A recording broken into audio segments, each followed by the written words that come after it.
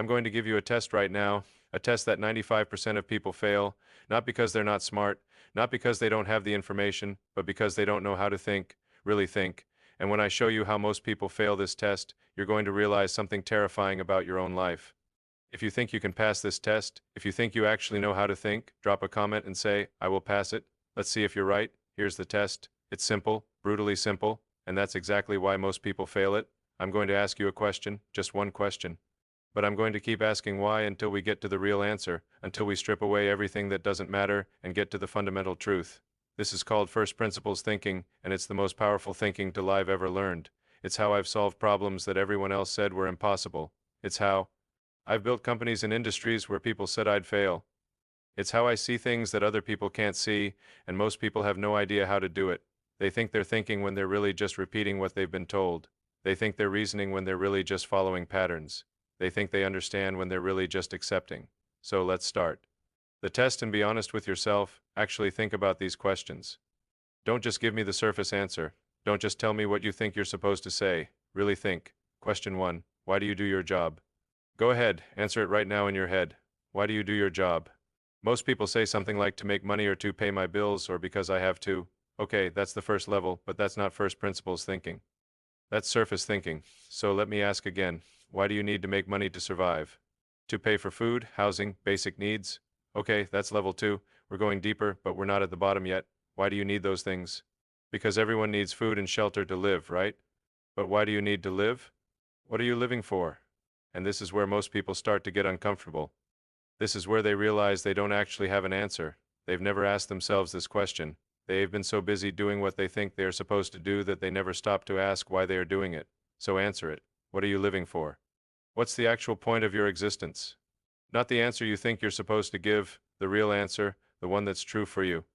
Can you answer that honestly without hiding behind what society tells you or what you think sounds good? Most people can't, and that's terrifying, because if you don't know why you're living, how can you possibly know if you're living the right way? How can you make good decisions about your life if you do and understand what you are trying to achieve? Let me give you another question.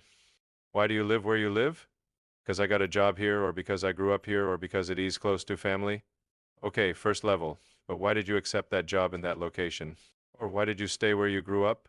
What fundamental need or desire does this location fulfill? It's familiar, it's comfortable, it's what I know. Okay, but why do you prioritize familiar over optimal? Why is comfort more important than growth or opportunity or alignment with your actual goals? See what I'm doing? I'm not letting you get away with surface answers. I'm forcing you to dig deeper, to question your own assumptions, to actually think about why you make the choices you make. And most people hate this because when you really dig deep, when you really apply first principles thinking to your own life, you realize something uncomfortable. You realize that most of your decisions aren't based on reasoning. They're based on accepting what other people told you, following the path that was laid out, doing what seems normal or expected or safe. You're not thinking, you're copying, you're pattern matching, you're following a script that someone else wrote. Let me tell you how I think, how I actually solve problems. I start with a question. What are we trying to achieve? Not how do we normally do this? Not what's the standard approach? What are we actually trying to accomplish at the most fundamental level? When I was starting SpaceX, everyone told me rockets were expensive. That's just how it is. Building rockets cost hundreds of millions of dollars. That was the accepted truth, the pattern everyone followed, but I didn't accept that. I asked, why do rockets cost so much? Because they're complex machines with sophisticated components. Okay, why are the components expensive? Because they're specially manufactured to aerospace standards. Why does that make them expensive? Because there's limited suppliers and they charge premium prices. Why are there limited suppliers?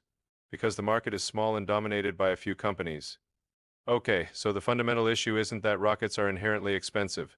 The fundamental issue is market structure and manufacturing approach. So what if we change those things? What if we manufactured more components in-house? What if we used more common materials and standard parts where possible? What if we focused on reusability instead of throwing away the whole rocket after one use? Everyone in the aerospace industry thought I was crazy because they were thinking from analogy. This is how we've always done it, so this is how it must be done. But I was thinking from first principles, stripping away all the assumptions, getting to the fundamental physics and economics and building up from there. And you know what? Rockets don't have to cost hundreds of millions of dollars. We've proven that. We've reduced launch costs by a factor of 10 because we didn't accept the conventional wisdom. We questioned it, we broke it down, we rebuilt it from fundamental truths. That's first principles thinking, and you can apply it to anything, any problem, any decision, any belief you hold. But most people don't. Most people just accept. Let me give you more test questions, and I want you to really think about these. Really dig deep. Don't accept your first answer. Keep asking why until you hit bedrock, until you find the fundamental truth that everything else is built on. Why do you want to be successful? Don't say because everyone wants to be successful. That's not thinking. That's repeating. Why do you want success? What does success even mean to you? Have you defined it? Or are you just chasing some vague concept that society handed you? And when you figure out what success means to you, ask why that matters. Why is that your definition? Where did it come from? Is it really yours? Or did someone else convince you this is what you should want? Keep going. Keep asking why until you get to something so fundamental that you can't question it anymore. Something that's just true for you at the deepest level.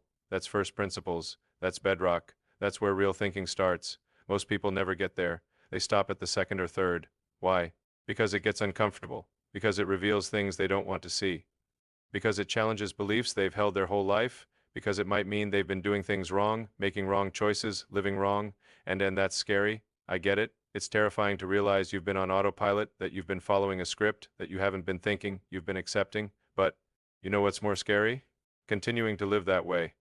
Spending your whole life doing what you think you are supposed to do without ever asking if it is what you actually want to do. Let me tell you about a guy I met, successful lawyer, made good money, nice house, all the markers of success, and he was miserable, absolutely miserable. So I asked him, "Why are you a lawyer?" "Because I went to law school." "Why did you go to law school?" "Because I got good grades and people said I should." "Why did you listen to them?" "Because being a lawyer seemed like a good career." "Why did it seem good?"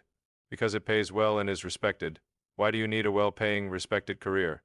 And he stopped. He couldn't answer because when he really thought about it, he realized those weren't his values.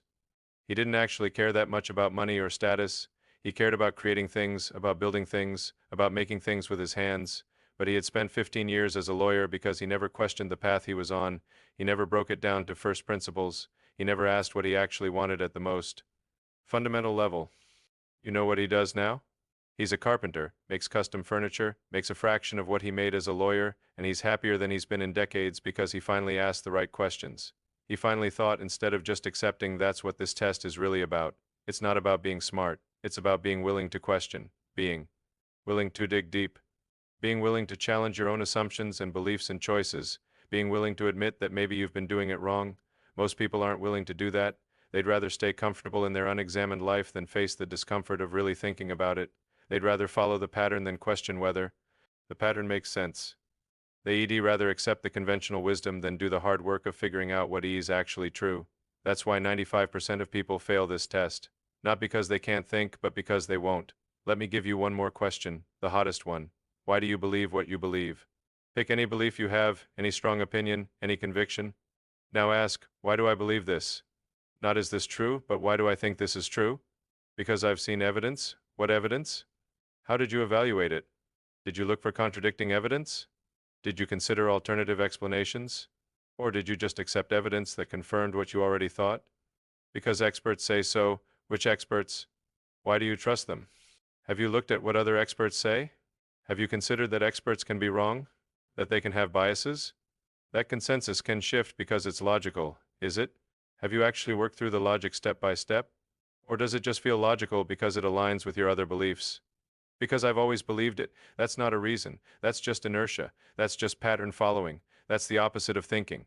This is the hardest part of first principles thinking, questioning your own beliefs, because our beliefs feel like part of us. Challenging them feels like challenging ourselves. But if you can't question your beliefs, you can't think clearly. You're just defending positions you inherited or adopted without real examination. I question everything constantly, even my own ideas, especially my own ideas. I try to prove myself wrong. I look for holes in my logic. I seek out people who disagree with me. I test my assumptions because I'd rather be wrong and learn than be wrong and not know it. Most people do the opposite. They seek confirmation. They surround themselves with people who agree with them. They interpret everything through the lens of what they already believe. They protect their beliefs instead of testing them, and they never grow. They never learn. They just get more entrenched in whatever they started with. That's not thinking. That's defending, and defending is the enemy of understanding. So let me ask you directly, when was the last time you changed your mind about something important? When was the last time you really questioned a belief you held and concluded you were wrong? When was the last time you thought instead of just believed? If you can't remember, you're failing the test. You're not thinking from first principles. You're thinking from patterns, from social proof, from momentum, from comfort, but not from reason, not from fundamental truths, not from real thinking. And here's why this matters so much. Here's why I'm being so harsh about this. Because the quality of your thinking determines the quality of your life. If you can't think clearly, you can't make good decisions. If you can't question assumptions, you can't find better solutions. If you can't dig to first principles, you can't innovate or improve or solve hard problems. You just do what everyone else does. You get what everyone else gets. You live the life everyone else lives. And if you're fine with that, if you're happy being average and following the script, then fine, keep doing what you're doing. But if you want more, if you want to actually understand things, if you want to solve problems and make progress and live deliberately instead of accidentally, you have to learn to think this way. You have to learn to question. You have to learn to dig. You have to learn first principles thinking. So how do you do it? How do you actually learn to think this way? Let me give you the framework, the actual process I use. Step 1, identify your assumptions. What are you taking for granted? What are you accepting without questioning? Write them down, make them explicit. You can't challenge assumptions you don't even realize you're making. Step 2, break them down. For each assumption, ask why. Keep asking why until you hit something fundamental, something that's actually true, not just something you've been told.